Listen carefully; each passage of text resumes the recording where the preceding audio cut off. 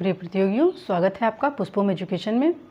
प्रतियोगियों, हम net JRF का हिंदी विषय से सिलेबस देख रहे हैं, पाठ्यक्रम देख रहे हैं कि जो हिंदी का नेट जेआरएफ का पाठ्यक्रम है उसमें जो कई यूनिट्स रखे गए हैं वो हिंदी साहित्य के इतिहास के अतिरिक्त जो अन्य यूनिट हैं जिसमें रचनाकारों और रचनाओं के विषय में पढ़ना है, तो उसमें विभिन्न विधाओं को रखा गया है। जैसे किसी एक यूनिट में नाटक से संबंधित रचनाकारों की रचनाओं को रख दिया, किसी यूनिट में कहानी है, किसी में निबंध है, तो किसी में अन्य लघु विधाएँ हैं, नाटक, उपन्यास, इस तरह से। और उसी क्रम में एक नेट जेआरएफ का ही एक यूनिट है जो 5वां यूनिट है, यानी 5वीं जो इकाई है उसमें कुछ काव्य का पोर्शन रखा हुआ है। यानी कि अभी बाकी कुछ जो भी इकाइयाँ हैं सब में गद्य हैं, लेकिन जो 5वां यूनिट है वो काव्य से संबंधित है। यानी कि हमें उस यूनिट के अंतर्गत विभिन्न जो महत्वपूर्ण रचनाकार हैं, आदिकाल, भक्तिकाल, रीतिकाल और आधुनिक काल, इन चारों कालखंडों के जो महत्वपूर्ण रचनाकार हैं उन महत्वपूर्ण रचनाकारों के कुछ रचनाएं रखी हुई हैं। संपूर्ण रचनाएं नहीं, कुछ रचनाएं और उन रचनाओं के कुछ अंश रखे हुए हैं जो कि हमें पढ़ना है, जिससे परीक्षा में प्रश्न बनते हैं और उन्हीं से अंदर से प्रश्न पूछ लिए जाते हैं। और आप कहते हैं बहुत डीप प्रश्न पूछ रहा है, तो वो डीप पढ़ाई ही हम लोग करेंगे। हमारे ऑफलाइन और ऑनलाइन की भी कक्षाएं प्रारंभ हैं, लगातार चल रही हैं। और ऑनलाइन ऑफलाइन की जो पेड कक्षा है उसमें कक्षाएं और विस्तारित ढंग से चल रही हैं। अगर आप और गहराई के साथ और विस्तार से और अच्छे से पढ़ना चाहते हैं तो हमारे उस पेड बैच से जुड़ सकते हैं, चाहे ऑफलाइन में जुड़ना चाहें या ऑनलाइन में। तो हमारे पेड बैच से जुड़ने के लिए आप इस नंबर पे संपर्क कर सकते हैं हमसे, 81 15 20 78 27। ये हमारे संस्थान का व्हाट्सएप नंबर है। इस नंबर पे आप संपर्क करके मैसेज करके सारी जानकारी ले सकते हैं, कोर्स से संबंधित, वैधता से संबंधित, फीस से संबंधित और अन्य जानकारी भी आप ले सकते हैं। बहुत बच्चे पूछते हैं कि मैम आपका क्लास कहाँ पे चल रहा है, आप कहाँ से हैं। तो आपको बता दें कि उत्तर प्रदेश का जो गोरखपुर ज़िला है उस गोरखपुर ज़िले से आपकी ये कक्षा आयोजित की जाती है। आप ऑफलाइन में भी जुड़ सकते हैं और ऑनलाइन में भी जुड़ सकते हैं। तो इस नंबर पर संपर्क करने से आपको सारी जानकारी मिल जाएगी। आप मैसेज कर देंगे कोर्स से संबंधित या जो अभी ऑफ़र चल रहे हैं उस ऑफ़र का लाभ लेने के लिए यदि आप संस्थान में प्रवेश लेते हैं किसी भी कोर्स में तो उस ऑफ़र का आप लाभ प्राप्त कर सकते हैं। उससे संबंधित भी जानकारी लेने के लिए आप हमारे इस नंबर पर संपर्क कर सकते हैं। और यदि चैनल को अब तक सब्सक्राइब नहीं किए हैं तो आप चैनल को सब्सक्राइब कर लें, वीडियो को लाइक कर दें और वीडियो को शेयर भी कर दीजिए, अन्य लोगों तक भी शेयर कर दीजिए ताकि ये सभी ज़रूरतमंद विद्यार्थियों तक पहुंच जाए, ये प्रतियोगियों तक पहुंच जाए और उनकी भी तैयारी अच्छे ढंग से हो सके। तो विद्यार्थियों, हम क्या देखेंगे आज? हम ये देखेंगे कि जो नेट जेआरएफ का जो पाठ्यक्रम है, हिंदी साहित्य का इतिहास तो आप लोग पढ़ ही रहे हैं, साथ साथ नेट जेआरएफ का पाठ्यक्रम भी देख रहे हैं जिसमें यूनिट 6, 7, 8 भी चल रहा है, जिसमें कहानी, नाटक और उपन्यास भी हम लोग साथ साथ देखते चल रहे हैं। उसी क्रम में हम काव्य का भी यूनिट शुरू करते हैं। यानी कि जो यूनिट 5 है, यूनिट 5 में क्या रखा गया है, कुछ महत्वपूर्ण रचनाकारों को रखा गया है, कवियों को रखा गया है और उनकी रचनाएं रखी गई हैं। जैसे आप यहाँ देख सकते हैं, यहाँ लिखा है रेवा तट। ये रेवा तट क्या है? ये पहले नंबर यानी यूनिट 5 का जो पाठ्यक्रम है, यूनिट 5 में जो भी कवि या रचनाकार रखे गए हैं उसमें सबसे पहली रचना आपको देखने को मिलती है कि रेवा तट पढ़ना है आपको। और रेवा तट किसका अंश है, ये किसकी रचना है? ये चंद वरदाई की रचना है। किसकी रचना हमें पढ़नी है?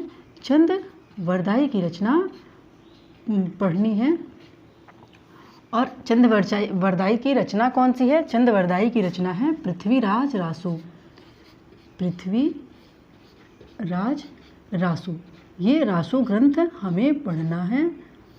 आचार्य शुक्ल ने जिन 12 रासो ग्रंथों का जिक्र किया है उसमें ये पृथ्वीराज रासो पहले नंबर पे आता है। इस पृथ्वीराज रासो को हमें पढ़ना है। उसका एक अंश है रेवा तट, वो रेवा तट पढ़ना है। यानी कि पृथ्वीराज रासो की रचना किसने की? चंद वरदाई ने की। और उसमें हमें क्या पढ़ना है, पृथ्वीराज रासो का एक अंश पढ़ना है।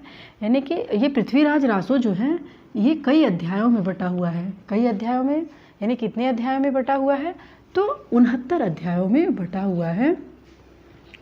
69 अध्यायों में बटा हुआ है और उन सभी अध्यायों को इसमें अध्याय न कह करके प्रकाश कहा गया है। क्या कहा गया है, प्रकाश।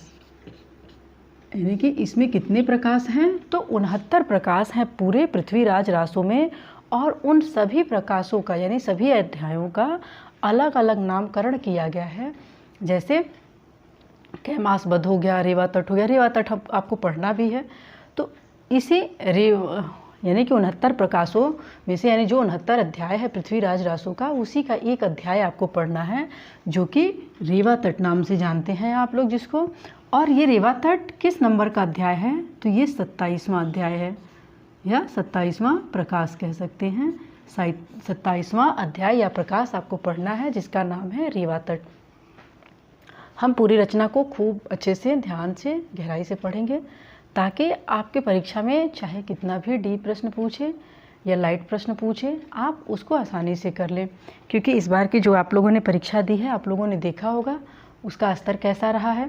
बहुत बच्चों का कहना रहता है कि मैम अब बहुत ज़्यादा डीप पढ़ा देती हैं, इतना डीप पूछता नहीं है। लेकिन इस बार की जब परीक्षा आप लोग दे के आए हैं 17 जून की, तो आपको एहसास ज़रूर हुआ होगा कि जो जिस गहराई से जिस स्तर से हम पढ़ाते हैं वही स्तर आपके तैयारी के लिए श्रेष्ठ है। क्योंकि आपके जो भी परीक्षा में प्रश्न पूछे जा रहे हैं अब उसी स्तर से पूछे जा रहे हैं। तो जब भी तैयारी करना चाहिए ना, उसका कोई स्तर निर्धारित नहीं होना चाहिए। स्तर क्या होना चाहिए, स्तर यही होना चाहिए कि संपूर्ण आपकी तैयारी जो भी हो वो संपूर्ण हो। चाहे शून्य का प्रश्न हो या शिखर तक का प्रश्न हो, चाहे बहुत सरल प्रश्न हो या बहुत कठिन प्रश्न हो, वो सारी तैयारी आपके एक ही साथ होते चलनी चाहिए। यानी कि जब भी आप कोई रचना पढ़ते हैं तो उसे इतने मन से पढ़िए कि उसके बारे में एक एक बिंदु को आप अच्छे से जान लें, समझ लें और एक एक बिंदु आपको अच्छे से कंठस्थ भी हो जाए, जिससे परीक्षा में सवाल अगर बनते हैं तो आप आसानी से कर लें। उसमें ये ना हो कि मेरी तैयारी इस लेवल की नहीं थी, इस स्तर की नहीं थी। क्योंकि अगर स्तर निर्धारित करके या कोई स्तर मान करके अगर आप तैयारी करते हैं तो हो सकता है कि अगली बार परीक्षा का पैटर्न और बदल जाए, फिर आपका स्तर डिस्टर्ब हो जाएगा।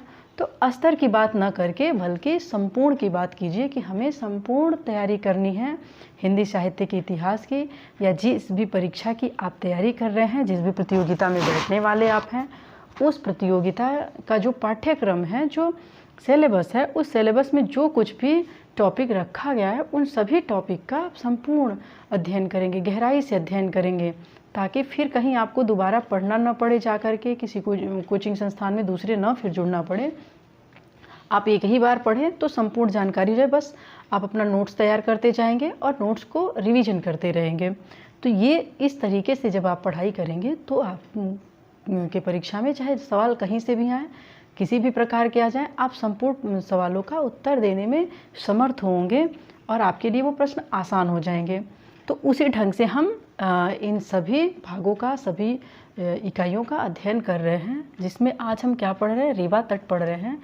यानी कि रेवा तट किसकी रचना है, चंद्रवरदाई की। और ये रेवा तट किस रचना का अंश है, पृथ्वीराज रासो का अंश है। पृथ्वीराज रासो में कितने प्रकाश हैं या कितने अध्याय हैं, तो 69 प्रकाश रखे गए हैं। जैसे आप जब मलिक मोहम्मद जायसी का पद्मावत पढ़ते हैं तो पद्मावत में क्या है, उसमें जो रखा गया है वो अध्याय, तो उन अध्यायों का नाम उनको क्या कहा गया, उनको समय कहा गया है।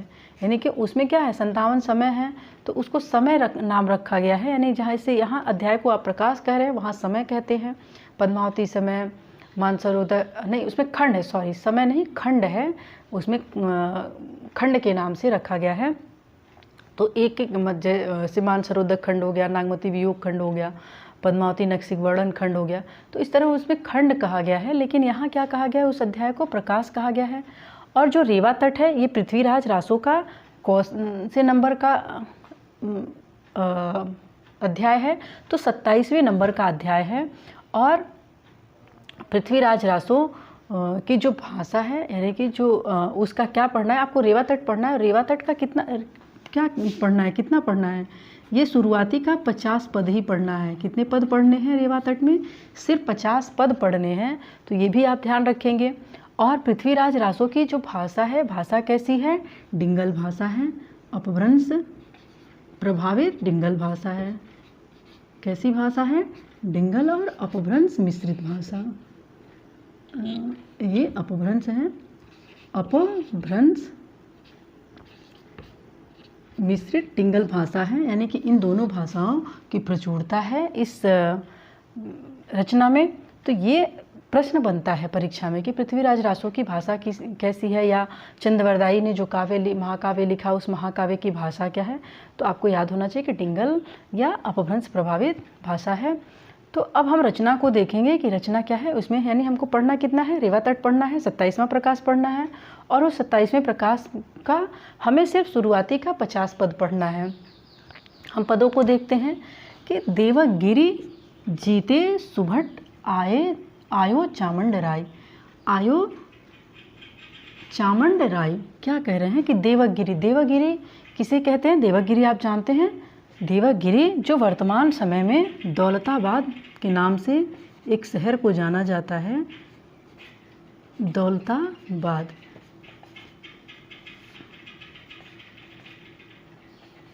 वर्तमान दौलताबाद को हम किस नाम से जानते थे? उस समय देवगिरी के नाम से जानते थे। ये जो देवगिरी है ये वर्तमान समय में दौलताबाद नाम से जाना जाता है। अब आप कमेंट के माध्यम से हमें ये बताएंगे कि ये दौलताबाद किस राज्य का हिस्सा है या किस राज्य में स्थित है, ताकि जब कभी घूमने चला जाए तो हम लोग भी देवगिरी घूमने ज़रूर जाएं और उसको देखें। तो पता होना चाहिए ना, इसलिए आप लोग कमेंट करके बताएंगे कि दौलताबाद किस राज्य का हिस्सा है। देवगिरी जीते सुभट, यानी कि दौलताबाद को यानी देवगिरी को जीत करके, देवगिरी को जीत करके जीते सुभट, किसने जीता? श्रेष्ठ योद्धाओं ने। सुभट का अर्थ क्या है? श्रेष्ठ योद्धा। श्रेष्ठ योद्धाओं ने क्या किया? देवगिरी को जीत लिया, अर्थात दौलताबाद को जीत लिया। और आयो चामंड राय, और चामंड राय के साथ आए। ये चामंड राय कौन है? ये राय दिया है ना, राय यानी चामंड राव। ये चामंड राव कौन है? पृथ्वीराज का सेनापति है। यह भी प्रश्न पूछ सकता है कि चामंड राय का जिक्र आया है रेवा तट में, ये कौन है? तो पृथ्वीराज का सेनापति है। सेनापति, इसमें कई सारे ऐसे पात्र हैं जो महत्वपूर्ण हैं इस काव्य के अंतर्गत, इस रचना के अंतर्गत, और उनके बारे में भी प्रश्न बनते रहते हैं। तो ऐसे ही एक पात्र है चामंड राय। चामंड राय कौन है? पृथ्वीराज के सेनापति हैं। यानी कि चामंड राय के साथ सभी श्रेष्ठ योद्धाओं ने देवगिरी को जीत करके वो आए, कहाँ आए? राजा के समक्ष आए। और क्या कहते हैं? जय जय नन्प कीरति सकल। नन्प अर्थात नृप।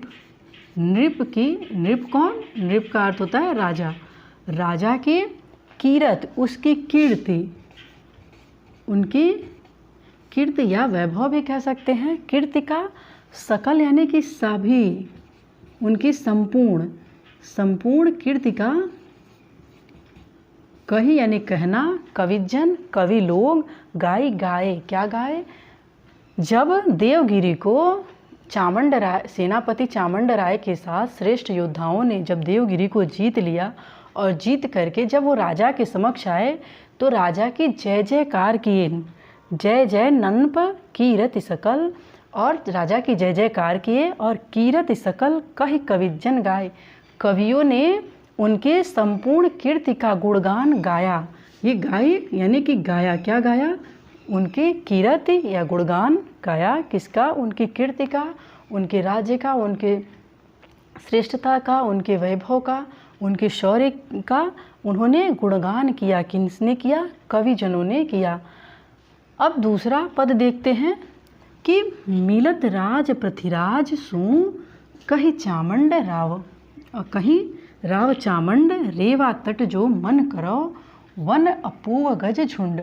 यहाँ मिलत राज यानी कि राजा से मिल करके, किस राजा से? पृथ्वीराज सू से मिल करके कहा। क्या कहा? यानी कि कहा, किसने कहा? राव चामंड राय ने कहा। परीक्षा में प्रश्न ये भी बनाता है कि कौन जैसे पंक्तियों को दे देगा, पद दे देगा और पूछेगा प्रश्न कि इस पद में जो कुछ भी यानी जो भी वार्तालाप हुआ है वो किसके मध्य हुआ है। तो आपको ये भी याद होना चाहिए। और किसने किससे कहा है, तो जैसे इस दोहे में क्या है, इस पद में कि मिलत राज पृथ्वीराज सो कही चामुंड राय। चामुंड राय ने कहा पृथ्वीराज से, चामुंड राय ने मिल करके कहा, क्या कहा कि रेवा तट जो मन करो। अर्थात यदि आपका मन हो कि रेवा तट घूमने का या रेवा तट को देखने का आपका मन हो, तो क्या यहाँ पे देखने योग्य है उसके विषय में बताते हैं, यानी उसका वर्णन करते हैं, उसकी विशेषताओं का वर्णन करते हैं। कह रहे हैं कि वन अपूर्व गज झुंड। अपूर्व का अर्थ है अपूर्व, ये अपभ्रंश है ना, तो अपूर्व का बिगड़ा रूप है अपूर्व, और गज का अर्थ हाथी, यानी कि हाथियों का, झुंड का अर्थ आप समझते हैं समूह, तो हाथियों का एक अपूर्व हाथियों का, यानी कि अपूर्व सुंदर हाथियों का एक झुंड है जो देवगिरी के या रेवा तट के समक्ष विचरण करता है, देवगिरी के वनों में जंगलों में विचरण करते रहते हैं, वह देखने योग्य है। तो ये किसका कथन है, चामुंड राय का कथन है, चामुंड राव का कथन है। चामुंड राव कहते हैं, किससे कहते हैं, पृथ्वीराज से। पृथ्वीराज से चामुंड राव क्या कहते हैं कि यदि आपका रेवा तट को देखने का मन है तो देवगिरी के जंगलों में एक अपूर्व सुंदर हाथियों का झुंड विचरण करता है, वह देख सकते हैं आप। अब आगे देखते हैं कि बिंद ललाट प्रसद करियो, तीसरा पद देखिए, बिंद ललाट प्रसद करियो शंकर गजराजम ऐरापति धरि नाम दियो चढ़ने सुरराजम। दानव दल तेहि गंजिरंज उमया उर अंदर होई कृपाल हस्तिनी संग बगस रचि सुंदर। औलादिता सुतन आय के रेवा तट विथरीय सामंतनाथ सो मिलत इप दाहिम में कथ उच्चरी।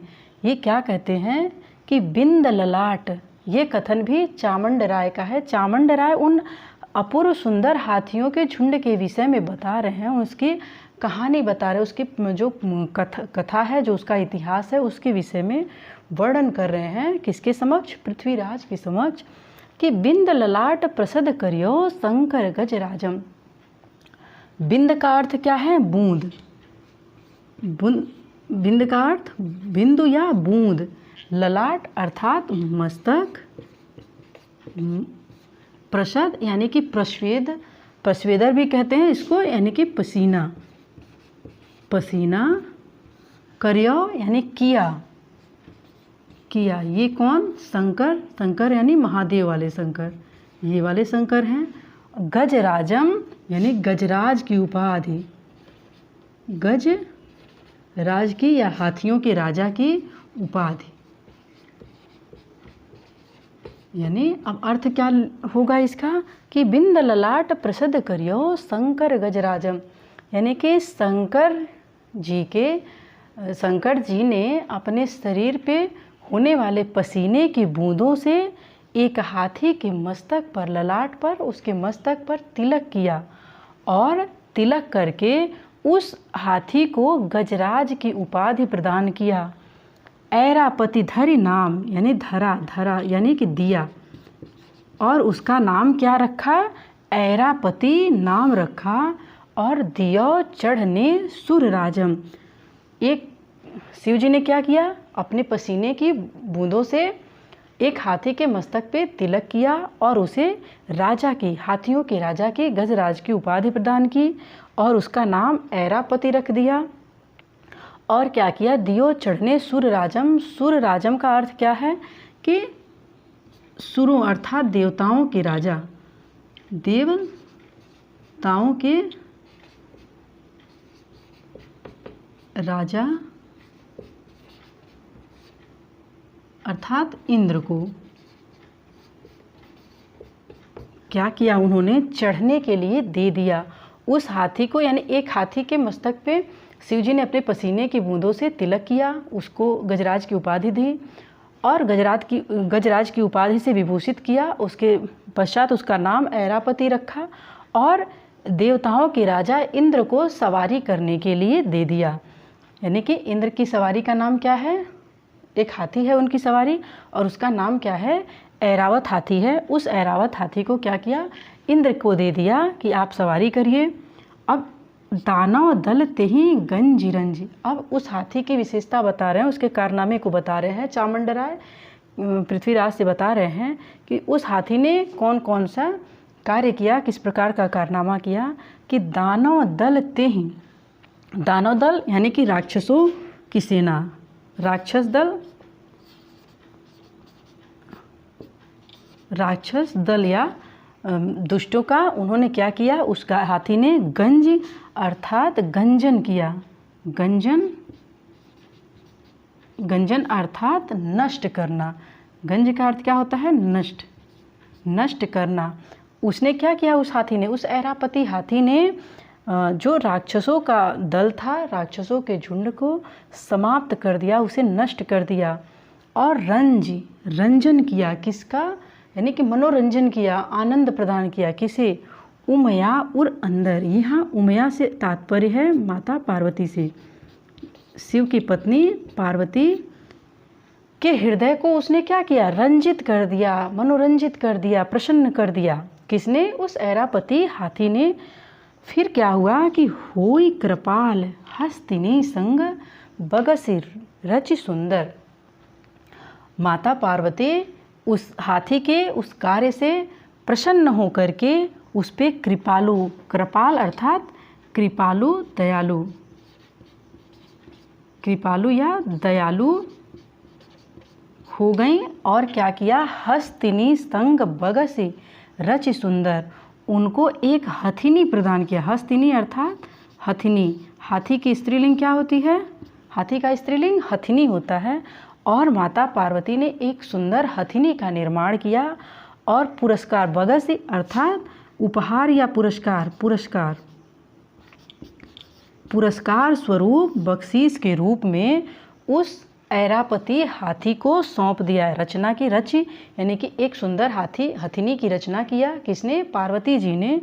उस ऐरापति हाथी के कार्य से प्रसन्न होकर के उस पर कृपालु हुई, दयालु होकर के एक सुंदर हथिनी का निर्माण करके, रचना करके उस हाथी को सौंप दिया। उसके पश्चात औलादितासु तन आय के, उन हाथी के यानी कि किस हाथी के? ऐरापति और जो माता पार्वती ने हथिनी दिया था उसे, उनकी जो संतानें हुई, वही संतानें आ करके औलाद यानी कि संतान, औलाद किसको कहते हैं? संतान।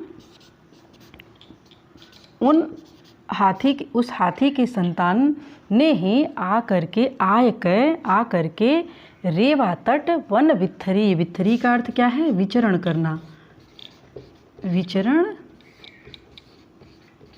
करना।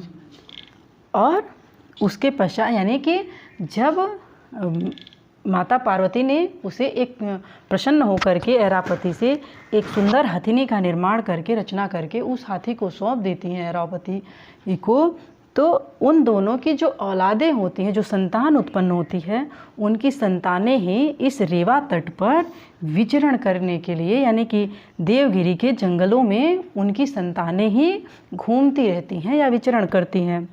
सामंतनाथ सो मिलत इपि दाहिम में कथ उच्चरीय। अब क्या कहते हैं कि सामंतनाथ कौन है?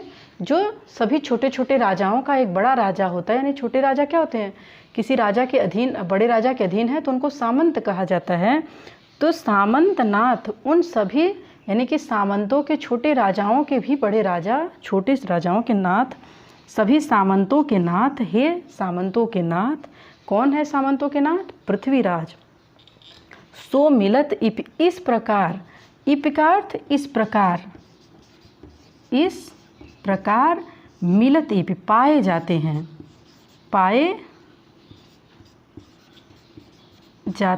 हैं, कौन पाए जाते हैं?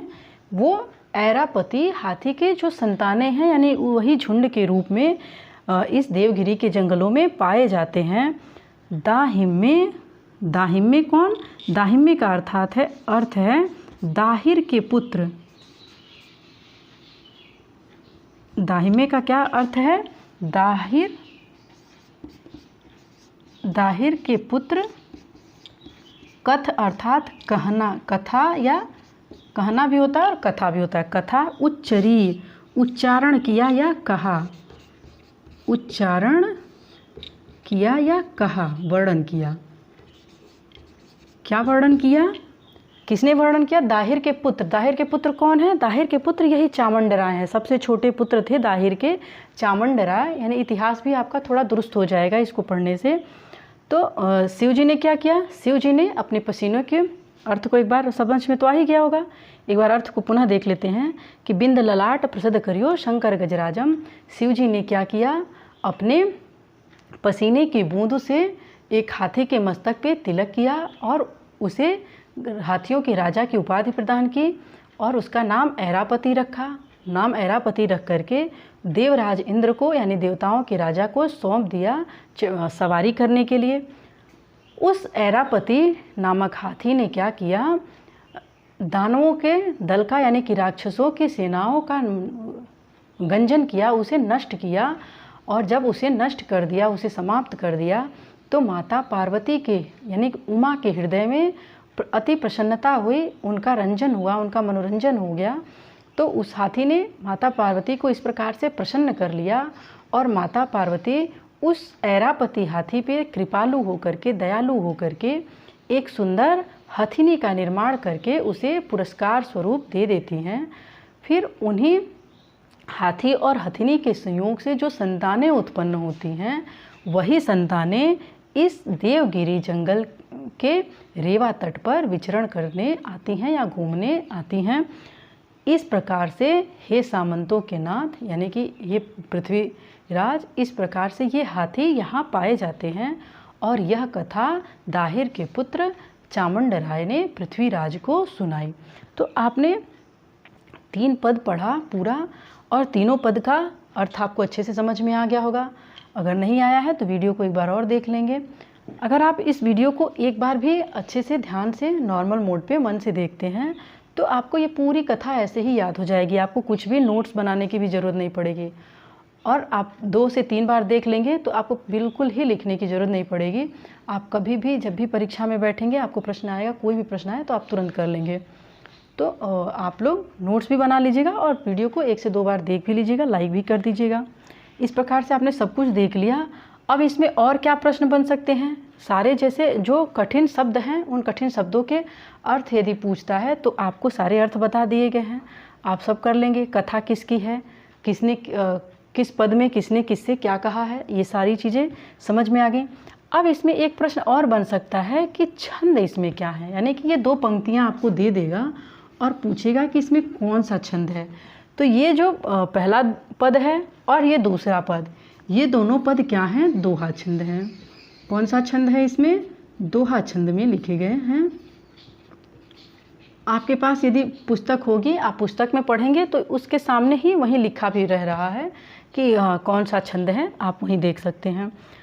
और ये जो तीसरा पद आपने पढ़ा, ये तीसरा पद, इस 6 पंक्तियों का तीसरा पद जो आपने पढ़ा, ये क्या है? ये कवित्त है।